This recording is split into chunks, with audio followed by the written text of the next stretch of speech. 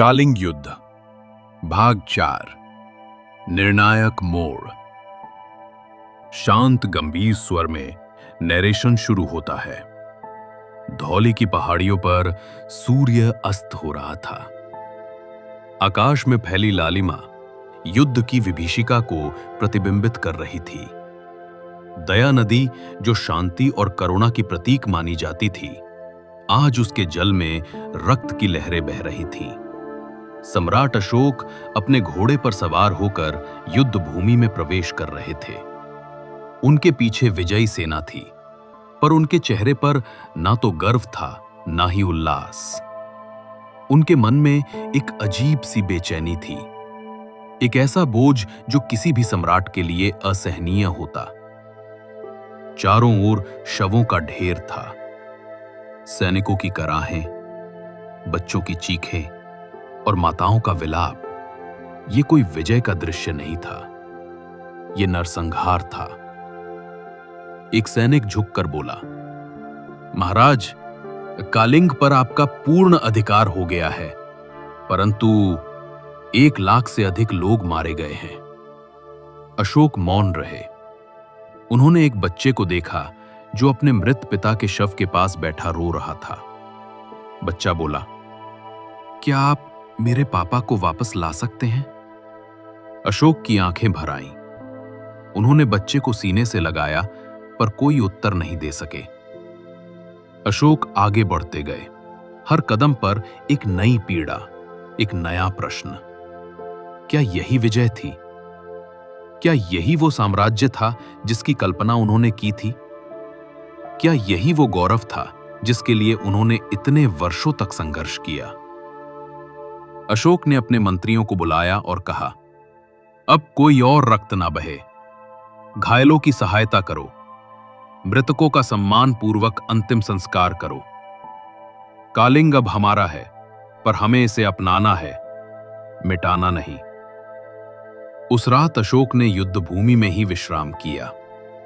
उन्होंने किसी महल में नहीं, बल्कि एक साधारण तंबू में रात बिताई। वो सो नहीं सके। उनकी आंखों के सामने वही दृश्य घूमते रहे। रोता हुआ बच्चा, शवों का ढेर, दया नदी का रक्तरंजित जल। सुबह होते ही वो अकेले दया नदी के किनारे गए। उन्होंने नदी की ओर देखा और कहा, इस नदी का नाम दया है, पर आज ये रक्त से लाल है। क्या मैं इस धरती का रक्षक हूं या विनाशक? उन्होंने अपने जीवन के हर निर्णय पर विचार किया। सत्ता की भूख, विजय की लालसा और अब ये शून्यता। उन्होंने आकाश की ओर देखा और कहा, हे ईश्वर, मुझे मार्ग दिखाओ। मैं अब और रक्त नहीं बहाना चाहता। अगले दिन अशोक ने कालिंग के प्रमुख नागरिकों को बुलाया। वे भयभीत थे। उनके चेहरे पर आशंका थी।